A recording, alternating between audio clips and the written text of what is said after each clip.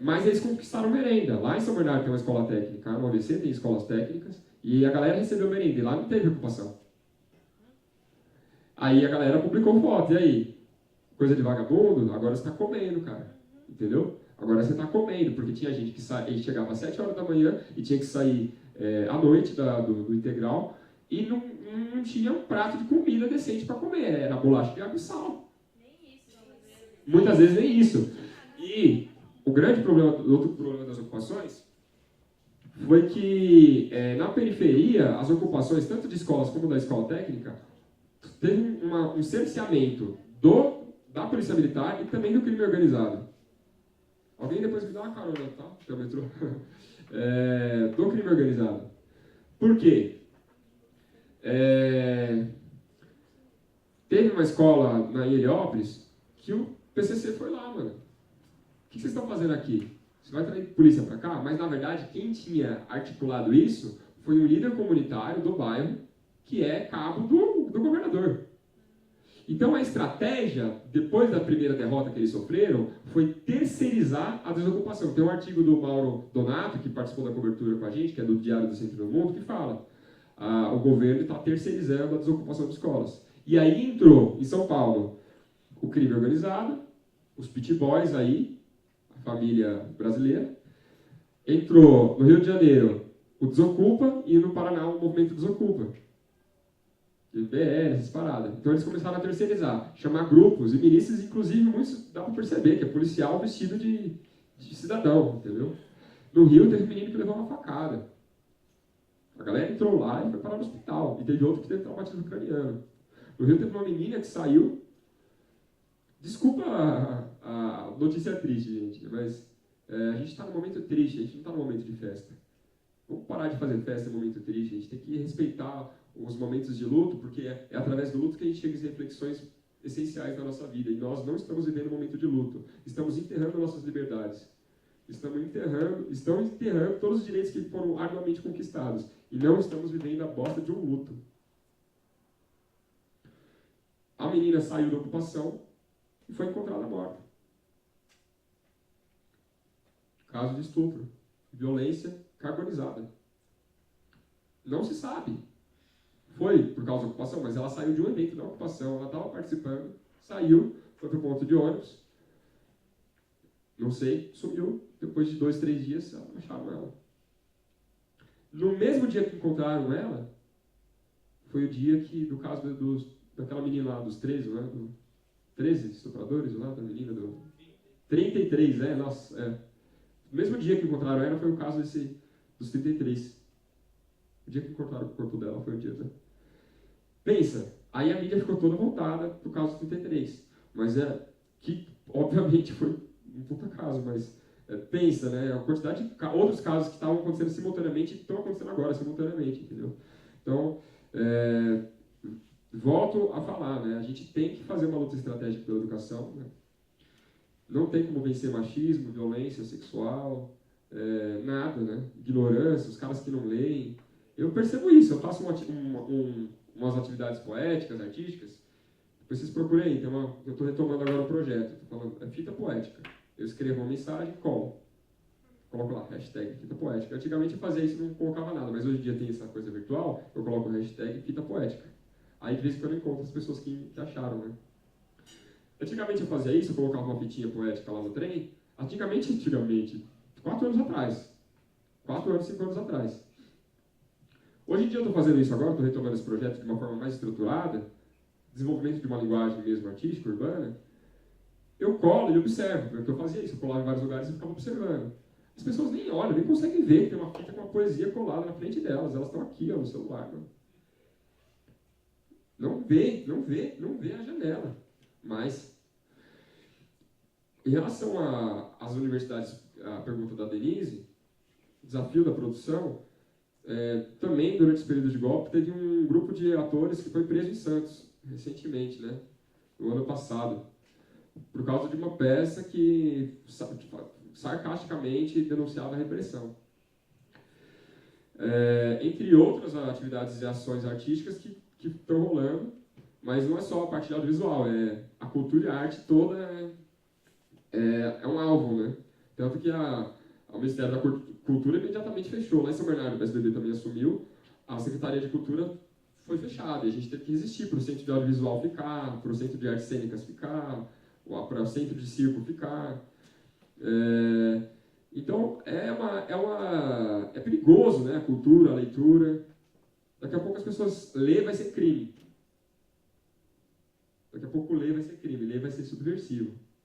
Ah, você está lendo? Você está vendo com esse livro aí? Assiste isso aqui, ó. Por que você não assiste? Por que você não olha o vídeo? Esse cara é estranho, ele é um leitor. Observem ele lá, leitor. Por quê? A gente está se desorganizando no sentido de se destornar orgânico, porque para mim o sentido de organizar é tornar orgânico. É formar um corpo, um organismo. E a gente está entrando cada vez mais numa máquina e está apavorante. Ninguém consegue reparar num negócio escandaloso, que é uma fita colada num bagulho cinza, né?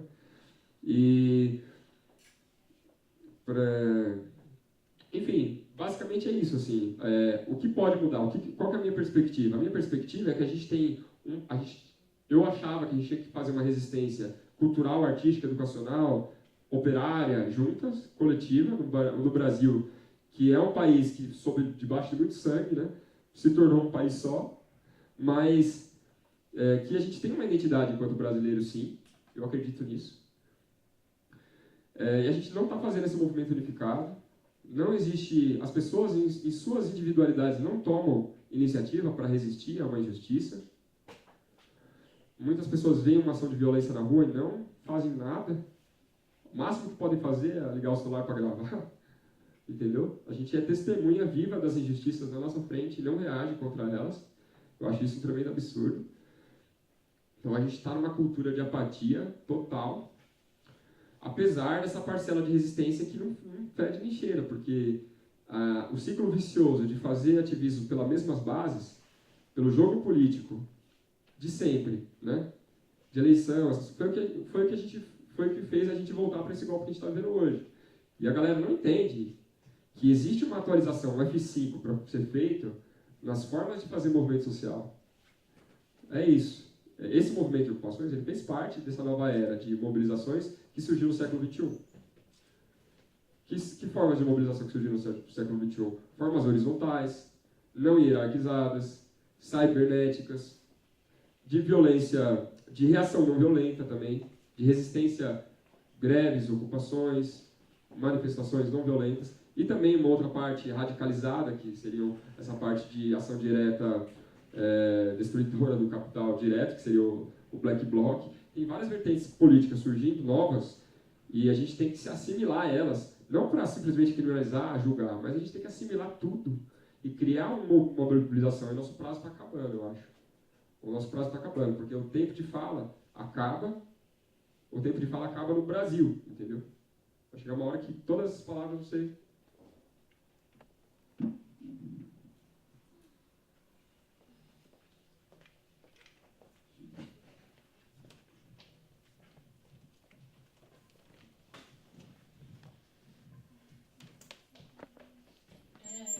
Eu acho que os dois filmes, né, eles têm um papel fundamental, assim, que é de falar de resistência, mas também tem um papel de memória. Né? Eu acho que você criando ali um documento histórico falando dessas ocupações e você resgatando algo que ainda é muito polêmico para a gente, porque a gente não tem uma relação muito saudável com essa memória da ditadura militar. Né? E aí eu vejo que a internet ela é um espaço também, né, de luta. Né? E eu queria saber como é que vocês observam assim, essa discussão sobre essa memória de resistência dentro da internet, como é que vocês veem isso na internet. E uma outra pergunta também que eu queria fazer para você, Lucas, é que se você acha que as ocupações elas cresceram muito, né? Porque quando eu tive em algumas ocupações de escolas aqui perto, eu via muitos alunos eles aderirem, né, ali à luta e quererem se organizar por um sentimento também de identidade com o espaço. Né? Então, assim, às vezes, muitos deles eles tinham até questões políticas não muito amadurecidas, mas, de repente, assim, essa vontade de brigar por aquele espaço, que era o espaço da história deles, foi muito grande. Como é que você viu isso aí Como é que foi isso? E tem outra coisa aqui também, deixa eu ver. Outra coisa também, assim, como é que você, antes das ocupações das escolas de 2015, a gente viu também anteriormente algumas ocupações de reitorias de universidades, como da USP, da Unesp e tudo mais. Como é que você chegou a observar, assim, se existiu de fato uma relação, sabe, assim, do movimento universitário querendo conversar com esses jovens? Como é que foi isso? Tipo, como é que você viu isso, assim? Meio que isso. Você também não quer? Vamos falar rodada melhor.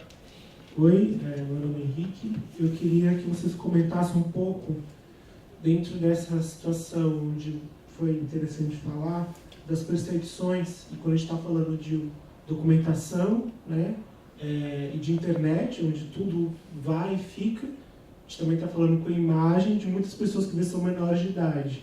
Então, e como é que é manipular essa questão? Porque às vezes faz o documentário, ele registra, mas ele também expõe, e às vezes eu acho delicado também, né? Eu quero saber como é que vocês refletem sobre isso.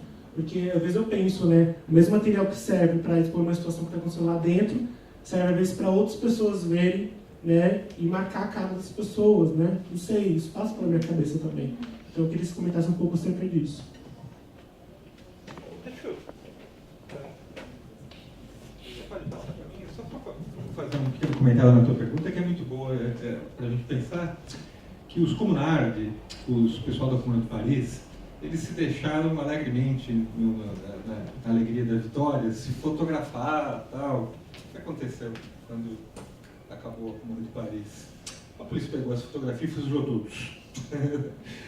Bom, infelizmente acho que isso não vai acontecer com os meninos hoje, graças a Deus. Muitas vezes acontecia com as pessoas da ditadura militar, e até temos a discussão do Spinoza falando da questão, ainda bem que ele estava com uma foto minha, que não era exatamente eu e tal. Enfim, essa questão da imagem é realmente muito interessante. Mas será que...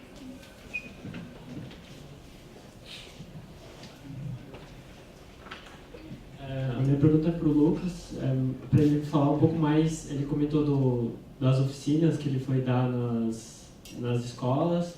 Queria que você falasse um pouco mais do processo e de como que você viu esses jovens depois das oficinas.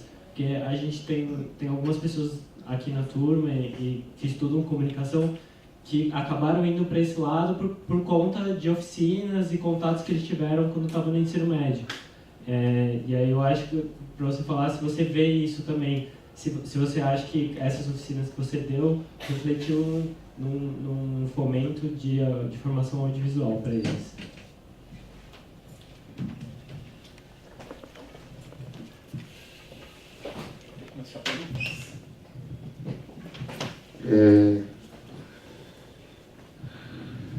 Então, a memória pela internet, ela é uma coisa muito nova ainda, né, para ser pensada, assim, não tem muito pertinência para falar, apesar de que até já trabalhei em exploros de meta-reciclagem, essa galera de recreativismo, até aqui da USP, que é uma área importante de se envolver, aí vocês que estão nesse processo, quem se interessa pela área de tecnologia, vai atrás dessa galera do software livre, vai atrás dessa galera aí, que tem aqui bastante gente, assim, aqui na cidade universitária mesmo.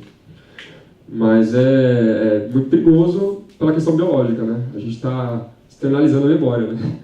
A gente está baseando a nossa memória em aparelhos e em relação ao movimento, essa conversa com o movimento universitário, eu acho que foi muito pessoalista, foi muito universitários, você vai lá visitar um grupo de amigos, vamos lá visitar aquela ocupação, o movimento universitário institucional, do tipo a UNE, sabe? Ela chegou a dar um apoio, assim como o movimento sindical também deu um apoio para os estudantes em várias escolas, de mandar comida, né, de dar uma estrutura, tudo. Mas o movimento, de fato, foi eles que fizeram. Em alguns estados a situação foi um pouco diferente, né? Aqui mesmo em São Paulo, no ABC, pelo menos, haviam entidades que tinham escolas ocupadas por entidades, do tipo UBS, UMES, né?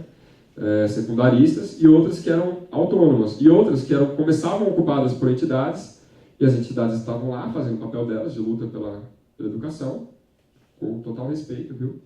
Mas muitos estudantes não se sentiam representados e muito se viu nesse processo E a gente até, algumas pessoas criticam o nosso documentário porque a gente evitou essa discórdia grande que teve durante o movimento, não só em São Paulo, que foi uma briga entre o movimento autônomo e o movimento institucional. E a gente evitou mesmo, porque a gente queria fazer um filme de 60 minutos no máximo, né? Não dá para ficar contando tudo, e vamos deixar nossas brigas entre nós, né? Vamos mostrar para os nossos inimigos as nossas brigas. Mas algumas escolas passaram a se tornar independentes durante o processo. Os estudantes falaram, tá bom, a gente não quer, se vocês quiserem ficar aqui, fica, mas agora tira a bandeira. E também, como também tiveram outras escolas que sim, houveram, né, grupos bacanas de pessoas que faziam parte de UMES, que os alunos conseguiram conversar e ficou durante todo o processo de ocupação. Mas a conversa com o movimento universitário foi bem fraco. Ele aconteceu mais quando os institutos federais foram ocupados, né? Também houve essa terceira fase de ocupação, que foi os institutos federais, junto com várias universidades federais. Contra aí, vários cortes estavam acontecendo. Qual foi a outra pergunta? Essa foi a conversa universitária, oficinas, é isso? Não, o Henrique perguntou. O que você tinha perguntado, mano? Verdade, isso é muito sério, cara. Muito sério mesmo. Quando você chega como registrador, documentarista no movimento, você tem que chegar com a câmera na mochila, né? Você não pode chegar com a câmera no pescoço, né? E se você não tem ninguém que te apresente para aquela galera, você vai ter dificuldade de filmar aquele movimento, entendeu? Dificuldade mesmo. Eu cheguei a acompanhar, o ato de algumas ocupações. Se vocês procurarem no mesmo canal que tem o Acabou a Paz, que é o meu canal no YouTube, na época o Pronzato não tinha o canal dele, agora ele já tem o Carlos Pronzato, né? Mas está no meu canal também alguns vídeos que eu fiz sozinho, eu e o pessoal do canal secundarista, eu e meu primo, pegava a câmera e ia cobrir. E eu entrava nas escolas porque os estudantes me conheciam, eu estava fazendo parte do movimento, né? Então eu estava lá cobrindo, aí o Lucas, vem, entra. Então algumas escolas eram ocupadas de manhã na entrada, algumas escolas eram ocupadas na saída, mas isso partia muito do estudante, de dar o rosto para bater, outros colocavam bandeira no rosto, com medo dos pais identificarem através de foto. Eu fazia isso, eu ia para uma manifestação, apesar de meus pais terem vindo dessa área de militância grevista do ABC, eu colocava uma bandeira na cara, porque a gente tem mais medo dos pais do que da polícia, né? As crianças falavam isso, pelo menos, né? Não, meu problema é minha mãe saber que eu estou aqui. Então, é muito delicado mesmo, cara. Mas hoje em dia a própria polícia está usando um aparelho nas manifestações, ela está filmando o rosto das pessoas, né? São Paulo é uma das cidades mais monitoradas, eu acho, do mundo, assim, do ponto de vista, a paulista pelo menos, e essas regiões mais burguesas. A gente não escapa muito não, e outra, tá todo mundo em rede social, essa parada, só se você for muito hacker, você escapa. Então é melhor você se tornar, a minha visão, né? É melhor você tornar a sua imagem bem pública. Aqui, né? É melhor você tornar a sua imagem o máximo pública possível, porque você, seu rosto conhecido, se torna também uma autodefesa, né? Você não Zé Ninguém, que se sumir ninguém vai prestar atenção. Um menino que participou daquele vídeo que viralizou, que era cadê o mandato lá na Raul Fonseca, fala pro capitão lá, os caras botaram ele para correr. Aliás, algumas ocupações que a gente cobriu não vingariam, não aconteceriam se as câmeras não estivessem lá. Porque a polícia já ia varrer todo mundo na câmera, mas como a câmera grande estava lá, e a gente tinha preparado eles para ligar o celular, porque direto chegava no grupo lá do WhatsApp, a polícia está aqui, estão invadindo, jogaram bomba, um carro bateu no portão, não sei o que, a diretora está falando para os pais que o conselho tutelar vai perder a guarda da gente. A diretora ligando para os pais, dizendo que a gente está usando drogas, para os pais que estão chegando aqui desesperados. Então, várias mentiras, várias calúnias, vários ataques estavam acontecendo, e a gente falava, cadê os vídeos? A gente foi reproduzindo essa cultura, grava. Aí essas oficinas ensinavam eles a gravar essa repressão. Aí entrando no aspecto da oficina. E o que acontecia? Cada oficina já era a produção de um vídeo. Até falo isso no documentário, mas eu falo bem rápido, eu não coloquei muito essa parte lá. Mas, eu falei, vamos fazer logo um vídeo de como gravar um vídeo, né? E a gente fez um vídeo do Dicas para Gravar, que é um dos que aparecem lá no documentário, mas tem ele inteiro no YouTube, tem ele inteiro na página do canal Secundarista no Facebook, que chegou, na época, em menos de uma semana, a 500 mil visualizações. Foi 500 mil visualizações com um vídeo, porque Não tinha o estudante dando a cara para bater, era sempre mídia falando. Até que eles começaram a fazer os vídeos, eles começaram a aparecer na câmera, eles começaram a falar. Aí, nossa, que lindos, né? São eles que estão fazendo isso, né? E no Dicas para Gravar foi isso, ele foi muito cativante o vídeo que eles fizeram, que eu fiz com eles, mostrando que você tem que filmar com 2 câmeras, tem que tomar distância, que você tem que deixar o celular carregado, pronto. E aí a gente reforçando, tem que gravar. Então essas oficinas todas fizeram com que hoje em dia, inclusive nas outras ocupações, esse vídeo e entre outras oficinas, não fui o único educador e produtor de audiovisual que circulou nas escolas dando oficinas, oferecendo oficinas. Foi uma série de pessoas da cultura, da arte, da educação, da política, fazendo atividade com eles. E eles falaram que nesse processo de aula, de escola, onde eles controlavam a escola, eles aprenderam muito mais. Que foi um período de 2 meses, 3 meses, que eles aprenderam muito mais do que os 10 anos que eles estavam na escola antes. Entendeu? Então, cabe a gente pensar no ambiente escolar, cabe a gente pensar nas necessidades que aquela escola tem, que aquela comunidade tem. Cabe a gente desconstruir aquela escola. Eu sonho com uma escola sem parede, sem grade. Eu sonho com uma escola onde haja rampa, onde haja acessibilidade. Eu sonho com uma escola onde as pessoas, onde o jovem possa entrar no celular, na escola, porque ele está na rua no celular, está no ônibus, mas na escola ele não pode usar o celular, e o professor não pode usar esse celular com ele poderia usar aquele celular para o aluno fazer uma pesquisa, entendeu? Entra na internet aí, usa o Wi-Fi da escola, entendeu? Aliás, a Wi-Fi, a banda larga tinha que ser pública, né? Para o Brasil todo, assim. Já é uma coisa básica, né? É uma escola em que tenha variedade de esportes, variedade de laboratórios artísticos, com opções, que fosse realmente uma coisa construída pelos estudantes. Na sala de aula onde eu dei aula de artes, lá em São Bernardo, na escola de periferia, eu conversei com a professora, estávamos tendo vários problemas com drogas, sexo, tráfico, crimes, coisas terríveis, assim. E é normal, esse é o problema. Eu só tinha 50 alunos. Aí eu falei, olha, a minha experiência educacional é de SESC, é de ocupação, é de espaços educacionais e culturais onde as pessoas vão por vontade própria. Você tem uma sala aí para a gente transformar num espaço agradável? Porque a escola não tem esse banco macio na escola, né? Para a gente ficar esse tempo todo debatendo.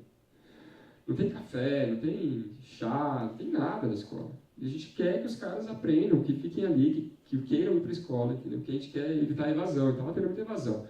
Aí eu consegui reciclar sofá, levar sofá. Ela cedeu a sala dos professores, também a diretora apoiou. Em outras escolas eu tentei fazer isso e não rolou. A gente fez muralismo na escola, a gente pintou os murais na escola, pensou atividades com eles. A gente construiu um ateliê bem no pátio. A sala dos professores se transformou na nossa sala, com sofá. Eu chegava lá de manhã, o aluno estava dormindo no sofá. Eu ficava feliz. Acabava a aula, o aluno às vezes ficava na sala de aula, mesmo depois que acabava a aula. Isso não é uma revolução, né? Acabou a aula, gente. Tá bom, mas aqui tá gostoso, tá agradável. Vou ficar aqui ouvindo música.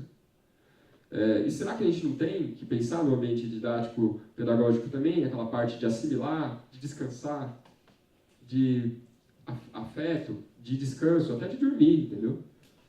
Para mim, a escola tinha até rede, entendeu? Eu fiz algumas experiências de cineclube, que é muito importante. Uma das coisas fundamentais da minha formação política foi cineclube. Eu montava no Centro de Cultura Social, aqui em São Paulo, cineclubes na Augusta, que tinha alguns lugares que eu comecei a descobrir cineclube. Eu tinha 16 anos, 2006. Participava filme, pipoca, filme, uma bolachinha e conversa. Filme e conversa. É isso que a gente está fazendo, é isso que a gente faz diariamente nas universidades. Isso não tem na escola. Não tem uma apresentação de teatro, uma apresentação de cinema, uma apresentação, uma oficina que seja, de nada praticamente. Às vezes tem, raras exceções, por iniciativa de alguns professores resistentes, ou de algumas gestões resistentes, porque às vezes o professor é o resistente, ele faz a resistência. Às vezes o diretor que é o resistente, porque todos os professores são mesquinhos, né? Conservadores. Nós não temos uma educação. Como é que a gente vai pensar em discutir um país se a gente nem tem escola? Entendeu? Então, legal que vocês estão seguindo essa área. Eu me coloco à disposição de vocês para compartilhar minhas outras experiências educacionais em um outro momento. Eu acho fundamental essa troca mais livre, que rola em oficina, que é esse formato mais prático, menos hierarquizado, entendeu? Em relação à mídia, não tem muita saída, sabe? A gente está totalmente... como é que é aquela série do Netflix? Black Mirror, né? Fantástico isso aí, Black Mirror.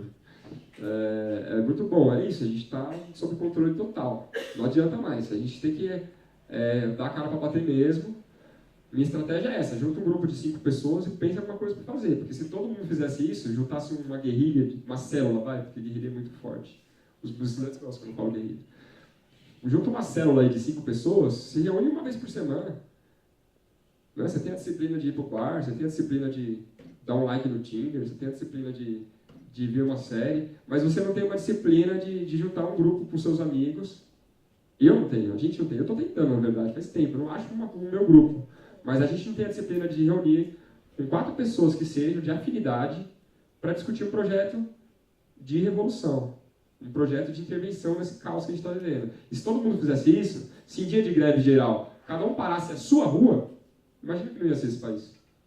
Então a gente precisa de iniciativas autônomas. Ah, mas isso não existe, autonomia. Pô, o que era a pintura de rua? Antigamente, em Copa do Mundo, pintava-se as ruas de verde e amarelo.